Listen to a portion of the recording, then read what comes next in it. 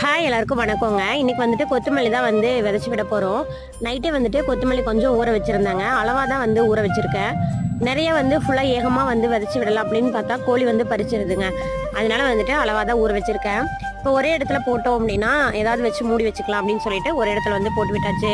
நாங்கள் வந்து இந்த காய்கறி செடி எல்லாத்துக்குமே வந்துட்டு ஒரு 4-5 நாளைக்கு ஒருக்கா தான் வந்து தண்ணி விடுறோங்க. ஆனால் இப்போ அடிக்கிற வெயிலுக்கெல்லாம் வந்துட்டு நம்ம கொத்தமல்லிக்கு அடிக்கடி தண்ணி விடணும், இல்லைன்னா வந்து ஒரு மாதிரி பொரிஞ்சு போன மாதிரி ஆயிடுது. அதனால இந்த கூடையை கமுத்தணும் அப்படின்னா கொஞ்சம் அடையாளமாகவும் இருக்கும். அந்த இடத்துல மட்டும் தண்ணி ஊற்றிக்கலாம் அப்படின்னு சொல்லிட்டு கூடையை வச்சாச்சு. கூடவே வந்து கோழியும் பறிக்காமல் இருக்கும், வெயிலும் அடிக்காமல் இருக்கும். இப்போ வந்து பாருங்களேன், ஒரு 1 வீக் கழிச்சு வந்து பார்த்தா சூப்பராக அழகாக முளைச்சிருந்தது. மறுபடியும் ஒரு 2-3 டேஸ் கழிச்சு பார்த்தேன், நல்லா ட்ரெயின் மாதிரி அழகழகாக முளைச்சி வந்திருக்குங்க.